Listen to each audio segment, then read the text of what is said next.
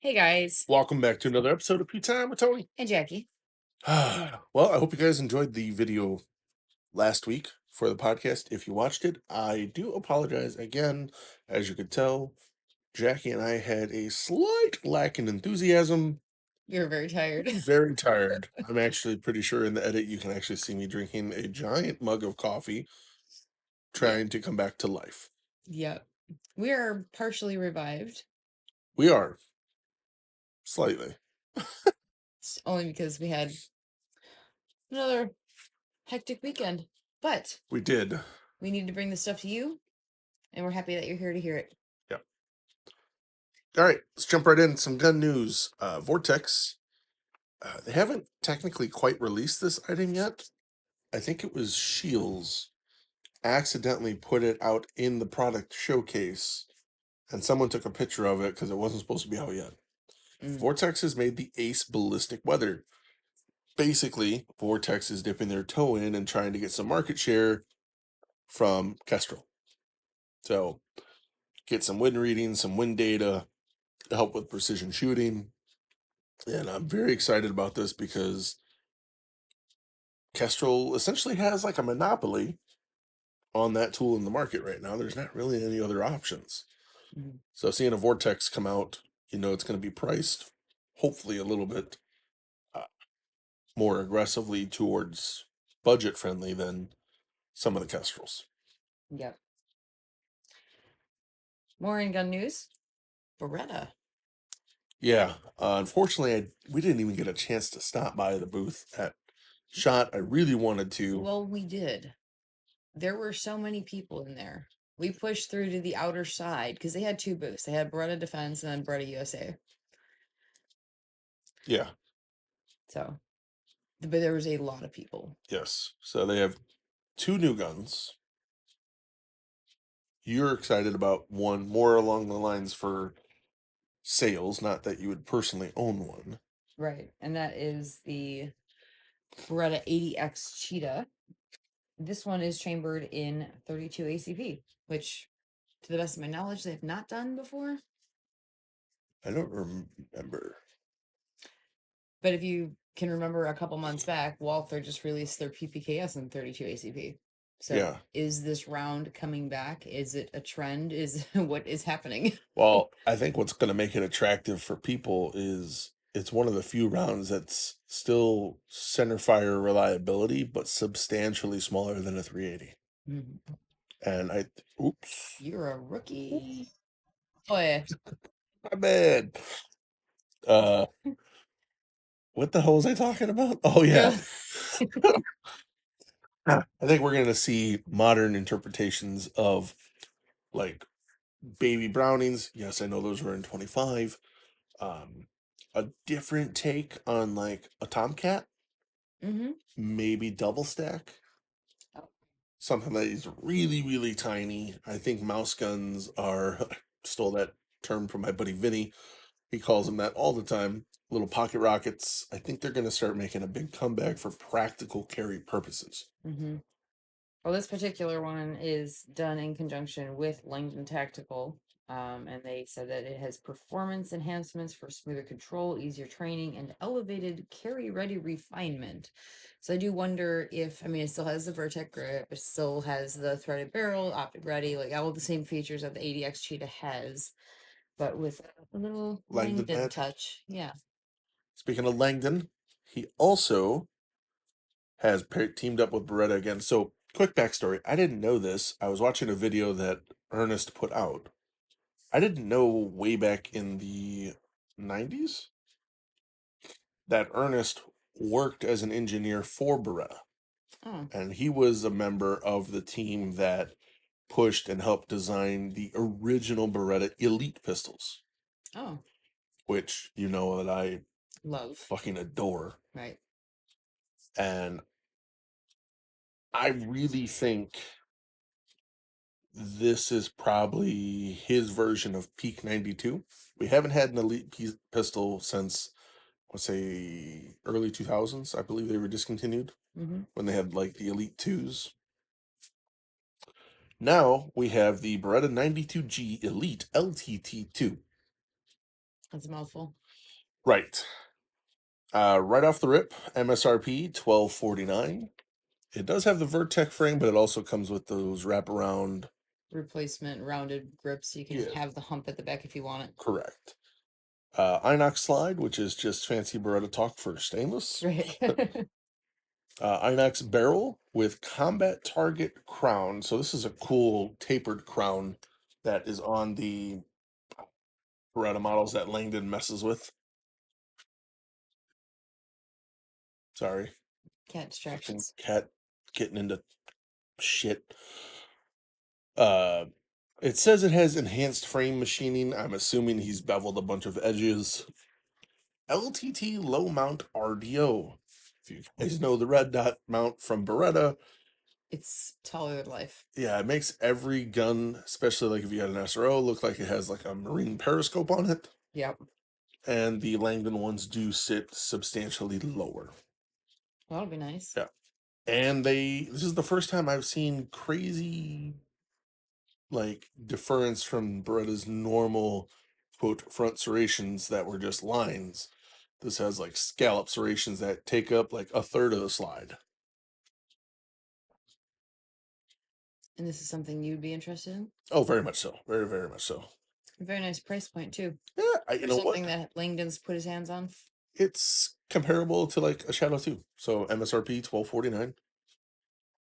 So not bad. Not bad. Well, oh, I was given the hold on 1 second finger. That wasn't to me, that was to the cat. Yes. The next set of guns are things that we got to see at shot, but we were mid conversation, so we didn't actually get any pictures of, so they were not included in last week's show. That will be the Smith & Wesson M&Ps. I was really excited about the steel because they finally put what looked like in the photos good proper serration on the frame. You mean texturing? What did I say? Serrations? Texturing. Okay. That's what I said. Yes. Mean what you say. All right. So I assumed that it was going to have like a really, really good texture on the front. I mean, yes, you could tell there's texture there. It was lackluster, in my opinion. What did you think about the steel? I mean, it does feel nice. It's not that much heavier. It's 4 ounces heavier than the aluminum metal gun. Mm-hmm. So I don't think they've made it where people want it as far as weight. So to go back, there's a 2 ounce upgrade from the polymer Right. to the aluminum. So 6 ounces for the metal. 6 ounces is not a lot when you're talking about a steel gun. No, it's not. I'm sure it still feels nice. It will make it easier to get to a weight if people want it to be a much heavier gun, like tungsten guide rod. And now I believe Hunter Constantine is making, I don't know if he's partnered with someone, but I've seen it. The little plastic piece that sits behind your backstrap piece, which is what your bottom magwell The plug. plug goes into. Mhm. He's making that out of brass. Okay. And it's adding quite a bit of weight. I think Justin's the one that I saw it with. Justin Anderson from Atrium. I think his gun is almost 40 ounces now, which is kind of where most people want to be. When they want heavier guns, 40 seems to be that number. So little things here and there to bump it up because those are rookie numbers. Sure. I mean, it's still, the texturing is nice on it, or the serrations, whatever you called it. It's nice. I don't know. They come in two models. I think they were smart in the way that they priced them.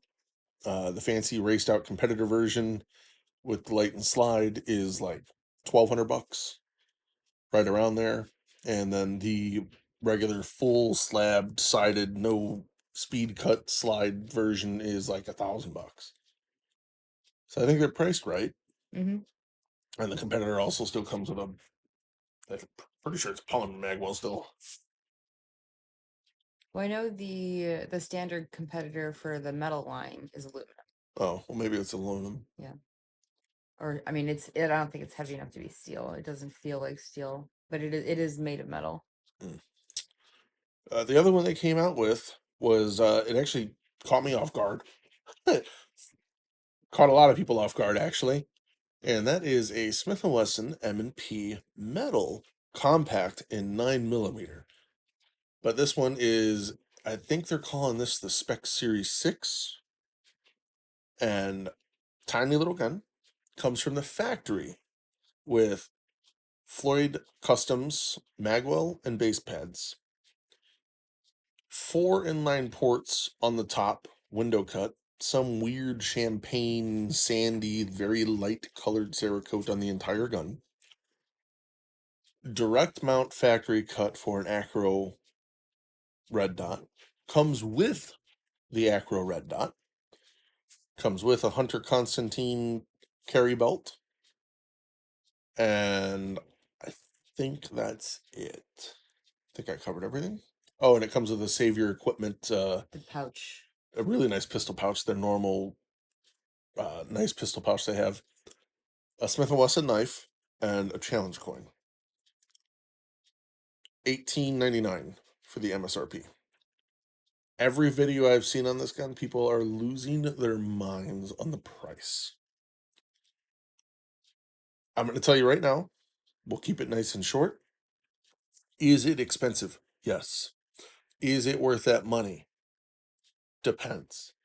Value dollar to dollar if you were to build it yourself. I know because I've done it. You'll save money if you buy this way, but you'll have some light sandy color that you might not like.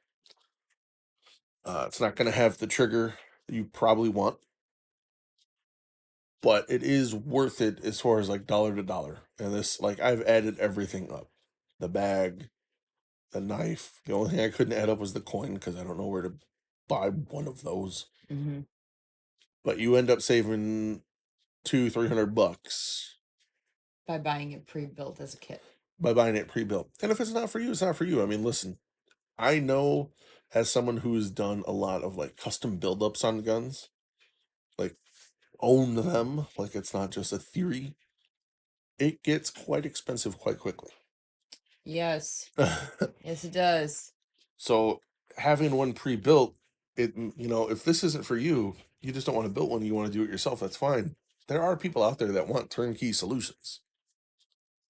So I guess the big question is, do you think manufacturers should offer pre-built versions like this, or just leave them in stock and let the aftermarket take care of it like it has been? People were losing their minds at $1,800. Yeah. Well, is it worth it? And is that the correct value? I mean, those are different Well, questions. that's true. And worth it is, if you want it, it's worth it. Yeah. If you don't, of course it's not worth it, but does it hold its value? Yes. Of Yeah. what's on it? Yes. I think that was it for the MMPs. Springfield has released their version of the 19X, which is the Echelon 4.0 full FC is how they label it. So it's a full size grip on the Echelon with a 4-inch barrel. So it's your 19X or your Glock 45. Yeah, the name throws me off though. Yeah, full compact. Yeah. Yeah. I mean, I get it in its like simplicity. Full grip compact top, but then it's like you said, full compact is Yeah. like an oxymoron. I don't know. Yeah, it's not. I mean, it is. It's almost as crazy as calling like grip text transferations, but Oh my god. speaking of crazy companies, FN has released a new pistol, the 503. For some reason, I think we covered this already, but I'm not entirely sure, so I'm gonna run through it real quick. So we talked about it coming out when they first talked about bringing back a new version of the Scar. No, I think we actually talked about the pistol. But in case we didn't, welcome to Deja Vu. The FN 503. This is their budget-minded gun. They are listing the MSRP for $549, knowing that dealers and I believe probably MAP pricing is going to be around the $500 mark. 3.8-inch barrel, so 4-inch barrel, optic ready. It is a direct cut optic mount. They are not using the same mounting plate system that they have on the 509s. It is going to be cut for the RMSC/Delta Point Pro. This is the internal hammer fire style gun, a lot like the FN Reflex. Not the same, but similar setup. 16 round and 20 round mags. Same dovetail pattern as a 509, but these are polymer sights. Or they might be metal, but they're not night sights, just standard. Mag release is reversible, no ambi slide stop or safety on this gun, and the mags are all polymer and do not fit the 509. It's its own 503 design, but they're aiming to sell the mags for 15 to 20 bucks. Ooh. Yeah. That is impressive. Yeah, that is anti-FN. That is not their norm. Right. This is really refreshing to see someone who's generally out of some people's price range. It's still cold hammer forged barrel. That's something they refuse to let go, which is good because their barrels are fantastic. Right. Yeah, good on them. I'm nice. really excited to shoot it because the trigger on the Reflex is amazing. And if you've now put that in like a full-size gun, I'm excited. So from budget to not budget, two companies who wipe their ass with dollar bills, Agency Arms and Atlas, have made a collab together. Very pricey collab. It has DLC coating. It is 2011. I assumed it was obvious with Atlas, but it is a 2011 DLC coating. The AOS plate cut comes with the plate itself, comes with RMR cut Atlas grips. This is, I can't wait to see this in person. 3 rose gold polished mags. So 1 in the 126 mil and 2 in the 140 mil. Is that right? Briefcase comes with a briefcase. Yeah, it's like its own fancy pistol case thing where everything's like laser cut and layered inside of it. And this is a 4.6-inch barrel version of that, but still full grip 2011. So basically an Athena. The price. Yeah. $7,500. So when you look at it, is it expensive? Yes, of course. It's about $1,000 more than an Athena. The gun is essentially an Athena. With agency makeup. The slide looks amazing. You can tell agency had a lot of input on the slide. The grip is Atlas. It is an Atlas grip. There's no doubt about it. And the coating and whatnot, like you pay a little bit more to have a slightly different. I think the slide looks amazing on it. Mm-hmm. It's very agency. And the little touches, the rose gold base pads and the custom laser cut foam and right. So agency did that collab with Nighthawk before when they made the Night Agent, and you could see that same design language shift over to the slide that they've put on this gun. Good looking gun. It's expensive, but it's a good looking gun. Some more news in the red dot realm. I know we talked about the Gideon Pebble. You're already wrong. This is a green dot. Yeah, funny guy. Viridian has come out with their micro green dot for the Smith & Wesson Bodyguard. So just like we discussed that the Pebble goes into the dovetail, same style on this. It is built for the Bodyguard 2.0. This is called the RFX1 Custom. It is a 3 MOA instant on. This is the lightest green dot on the market. It is 0.3 of an ounce lighter than the Gideon Pebble. It is 0.53 ounces. Wow. That is tiny. Wow, half an ounce. I'd say the Gideon Pebble is like 0.82 ounces, I want to say. So they are close. They're both under an ounce, which, I mean, if they're under an ounce, you're not really going to feel any kind of difference. That's 1 extra bullet in your gun. Right. Like, but this is the instant on, so it does not have up or down controls on the gun. From the photos I could find, it does appear to be bottom loading, which is disappointing. Yeah. Yeah, that sucks. But I mean, the aesthetics, right? It's got the serrations that follow the bodyguard slide up into the red dot. So it looks good. Serrations or texture? Serrations. You give it Don't let shit go, do you? I'm getting my own English lesson over here. Squeezing all the juice out of that. Yeah, it's a cool little one. The thing I don't like about it on this one, it seems to sit very tall. Well, that's going to be any of the ones that are going to be using the dovetail because you're already sitting above where the sights are. Right. Even the Gideon one, like I like the concept and I love that that's like a side load battery, but they sit very tall.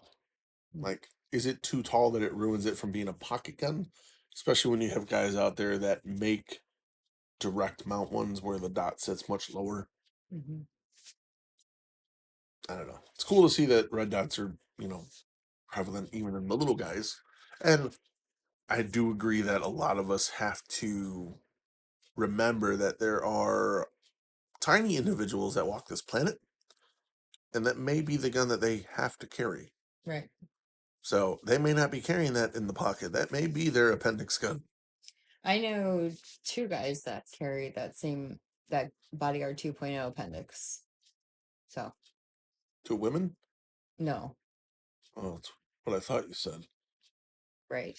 It is a micro hide anywhere jogging shorts. Yes, I agree. I like the gun very much. I just have to throw angst at it because It bites you, and you're sour. not You're even that. incredibly bitter.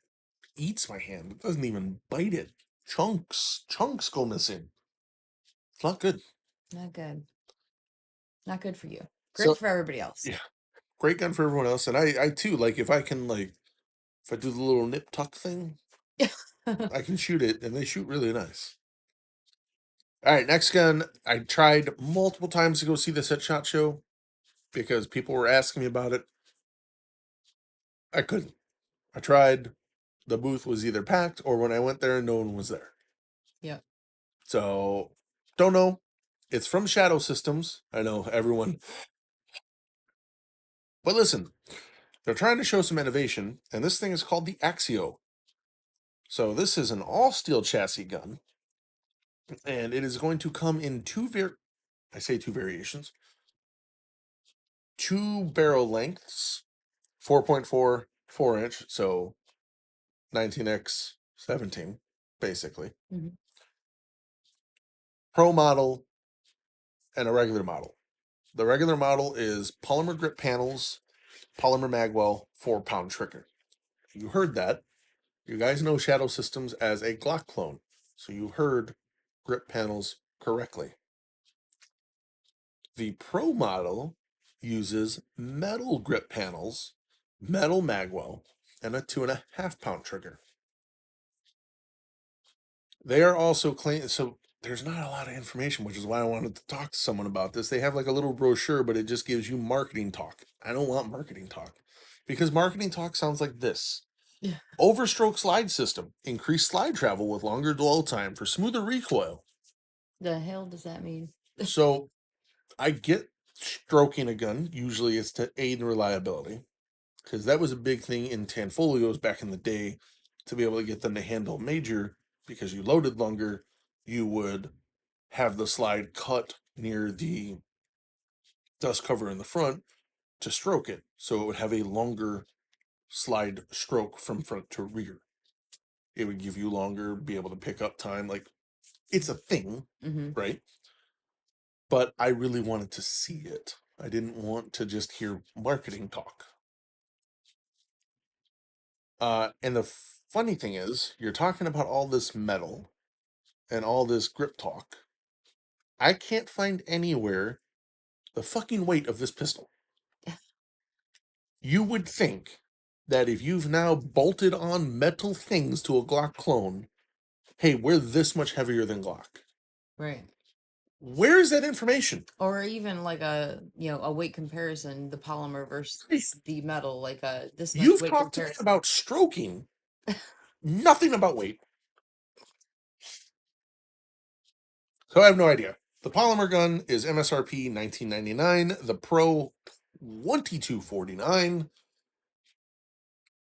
which, just by reading that, if I'm honest, I'd love to know what metal it is, because clearly they better be charging by the pound. For a $2,200 glass That gun. is quite a price increase. Right. I watched a video about this gun to try and hear the engineer talk about it. I didn't get through the whole thing. Right away, the very first thing in the first 30 seconds of this video, this guy from Shadow Systems is, we made this gun to compete with 2011s. You say, what now? Okay. Listen, you have my attention. You want a piece of that pie. That's fine. I need more info. I need the gun accessible. You've given me nothing. So as soon as I get more information and find out more about it, maybe get one to test and see, is it indeed better than the 2011? We'll go from there. And when I find the weight, you guys will all be the first to know, because it's driving me nuts. Yep. Like, someone went through this brochure. He's breaking out in hives, guys. And prioritized, like, hey, listen, steel chassis, cool. Pro model, regular model, cool. Different triggers. Stroking the slide. Nothing. You've given me the price. There is nothing about weight. I went to distributor's website that have the SKU on there. Nothing about weight. Wow. What are we trying to hide? My guess is aircraft aluminum. They've made it around the same price or around the same weight as like the M&Ps, and they're like, "Oh, guys, we don't want that. Don't advertise. We don't the want price. that fly. Don't Yeah, advertise. just say it. Is nothing. Just say it's metal. Don't go like. Just don't talk about the weight." Unbelievable. Anyway, I'm sorry. Go ahead. Well, that is the wrap up for the products that we missed. Okay. Industry news and things that have been happening that are not products that are making people lose their minds. So the first one is, if you guys are not familiar with the Rose by Sig Sauer, it was designed by Lena. Rose is her middle name. It was named after her. She did all of the product videos. Designed with Lena. What did I say? I don't know if I would say designed by Lena. Like, she didn't design the pistol, right? They did like a collaborative effort. Correct. Named after her. My point is, she was the face of the entire product. When you buy one, you get a QR code, which gives you access to all of her pre-recorded videos to walk you through your first gun ownership experience. I mean, to essentially do what Lena does best, connect with women. Right. Which she did. You remember that group. Yep. And you showed me stuff like that was going on inside. And it's really cool to see what she was able to build as far as like a community. Mm-hmm. Like, it was everyone helping one talk about guns, talk about range trips. On Lena's side, it's a very good way to sell out your shooting experiences. Right. Because they did, because we had one close to here and it sold out very quickly. Very quickly.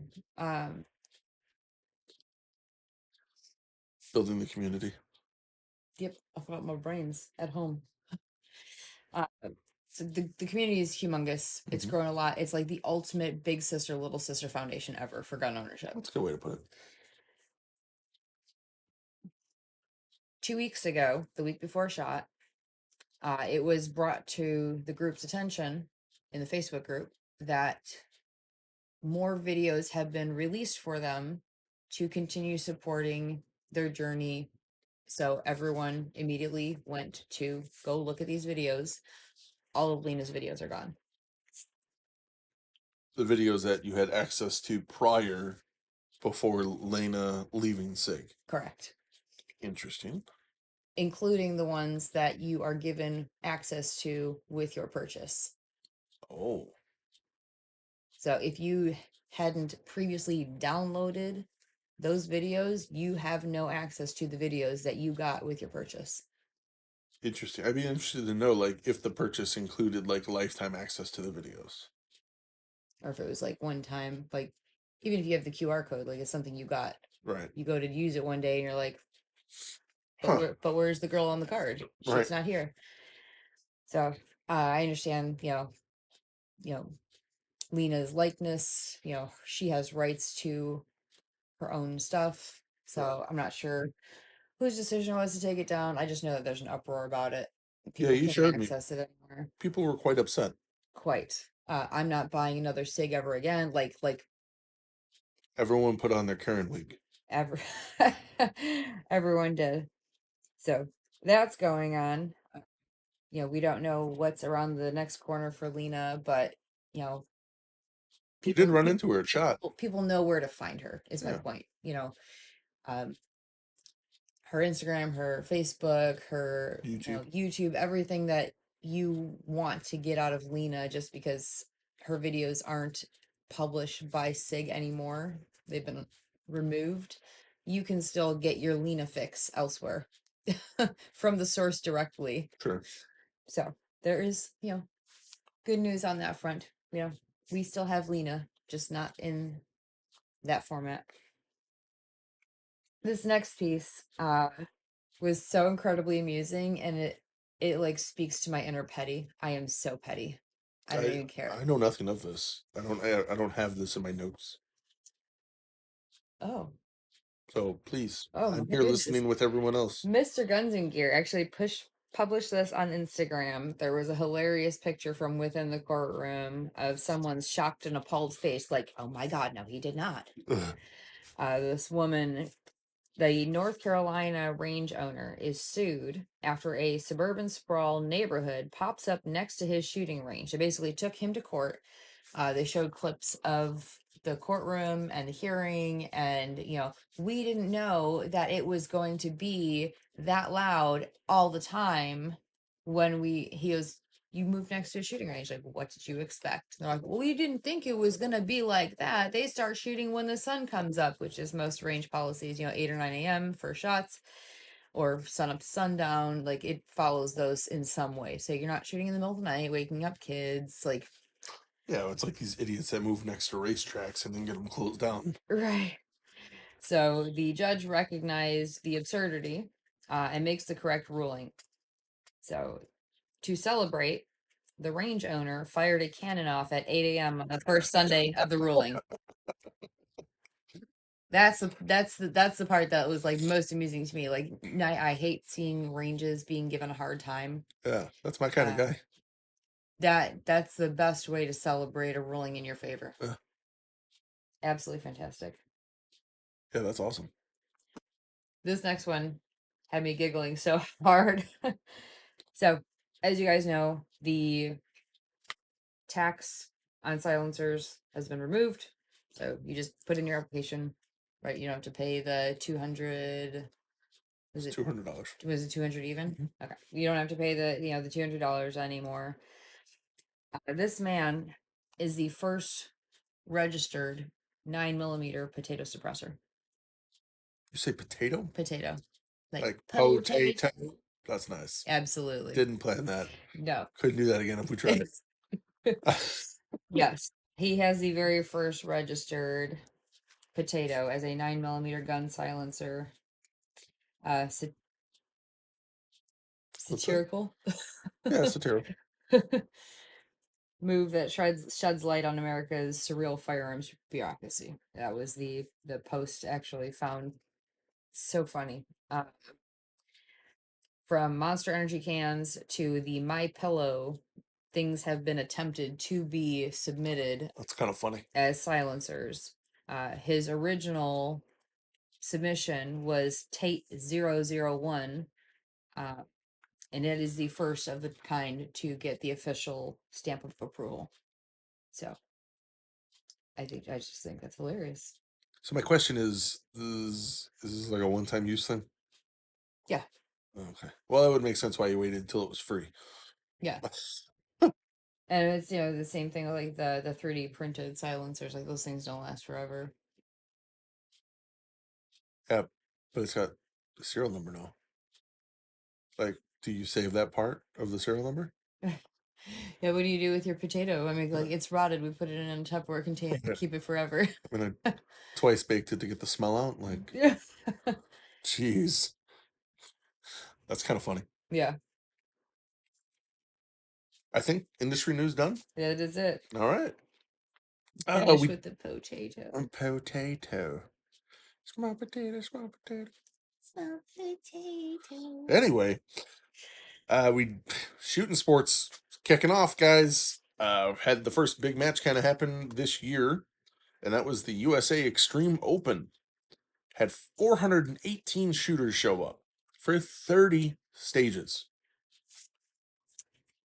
Lot. Yeah.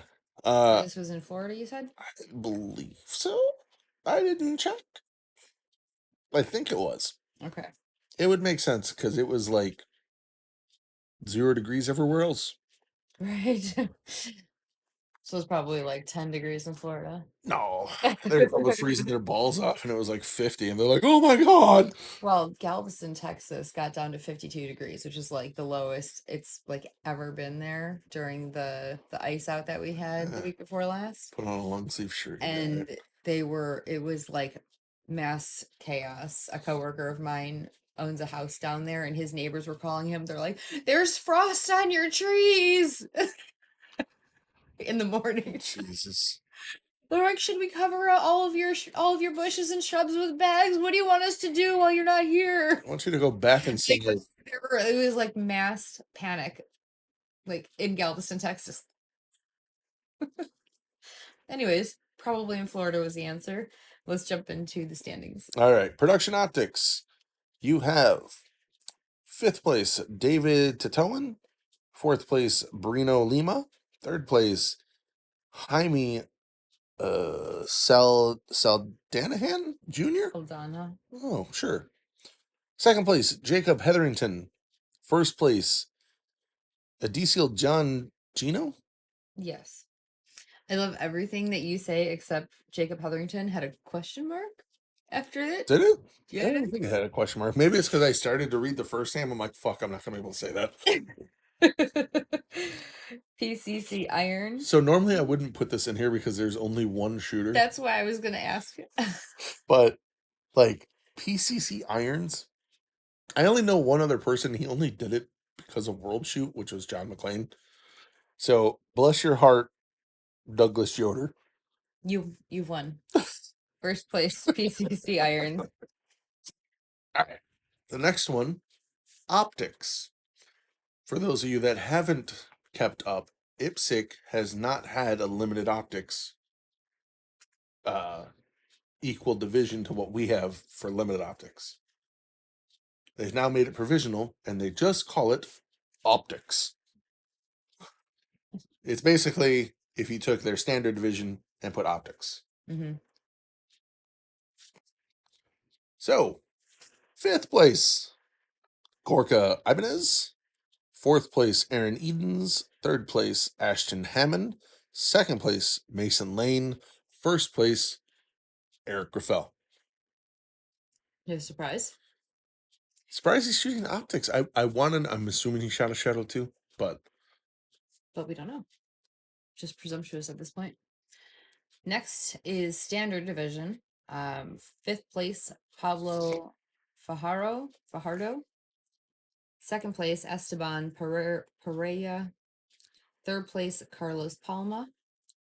2nd place, Alessandro Nascimento. 1st place, Austin Hull.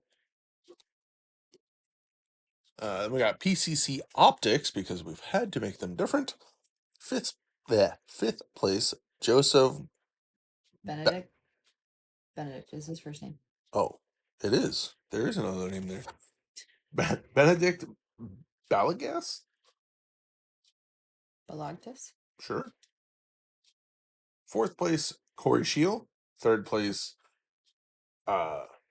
Israel Guerrero. Second place, Mark Schultz or Schulte, one of those two. First place, huge surprise, Max Leograndis.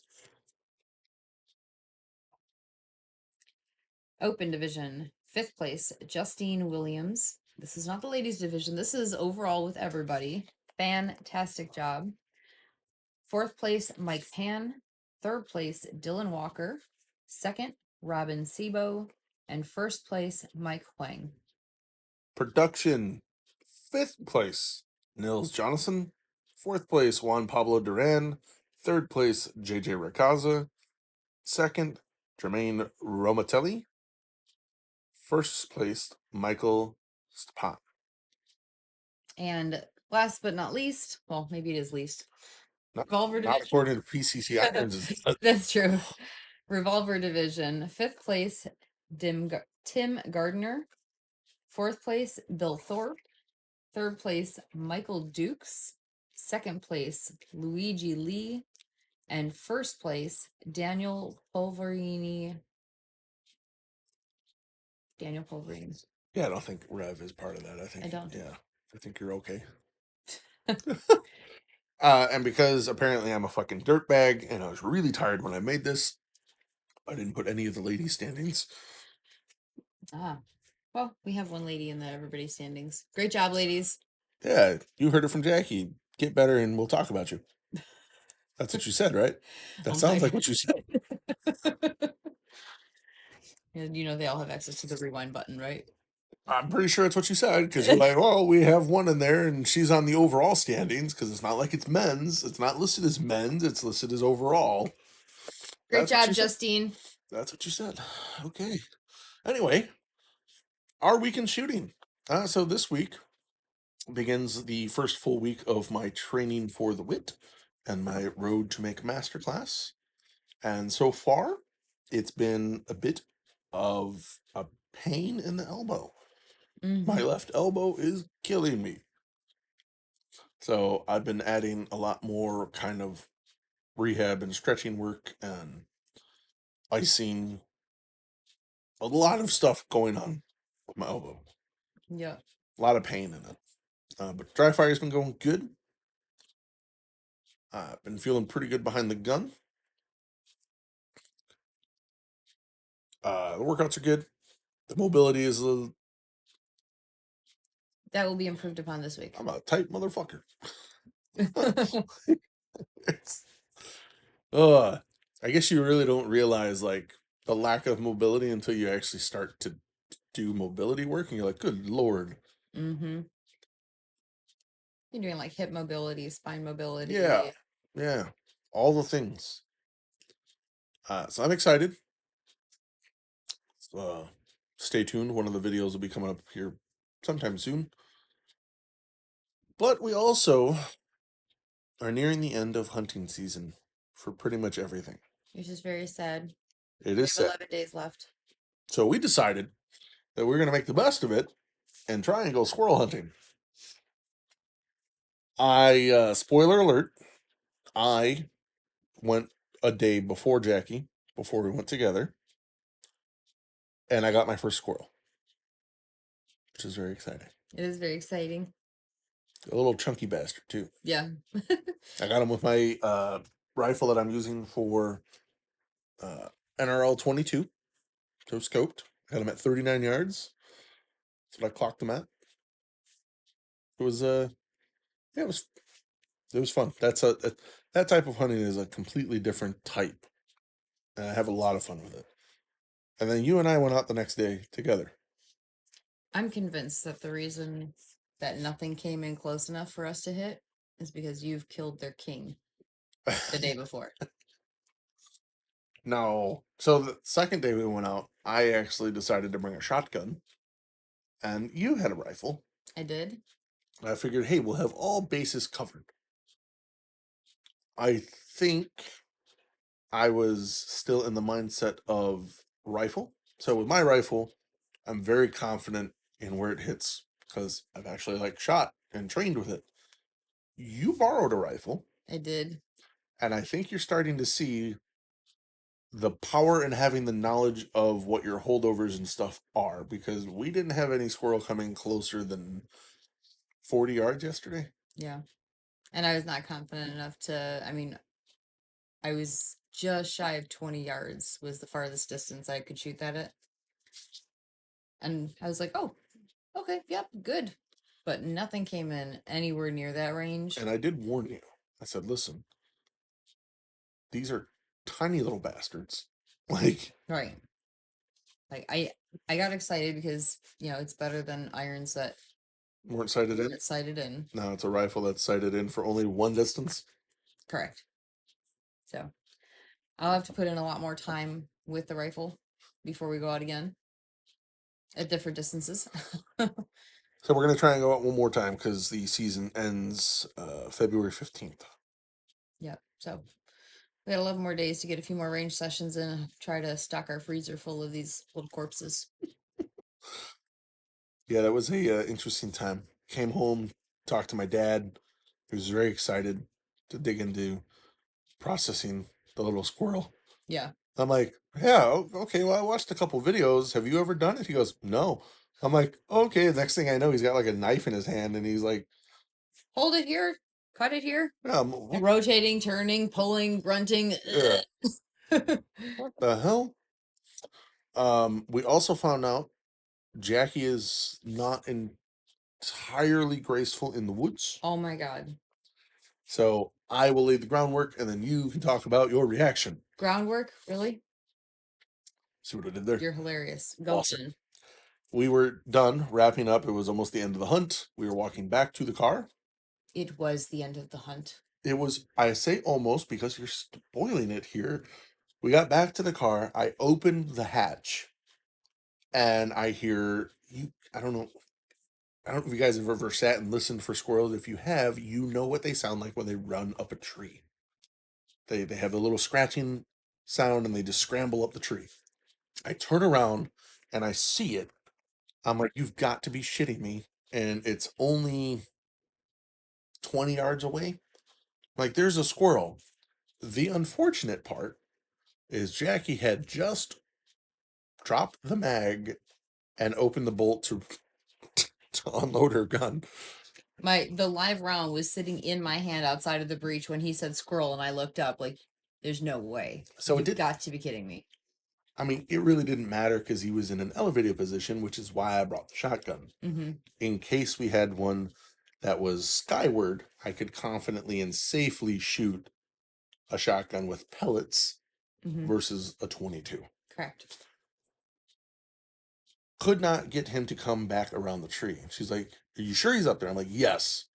So I start walking towards the tree, hoping that he'll kind of just round it and I can just take a shot and we'll at least get one.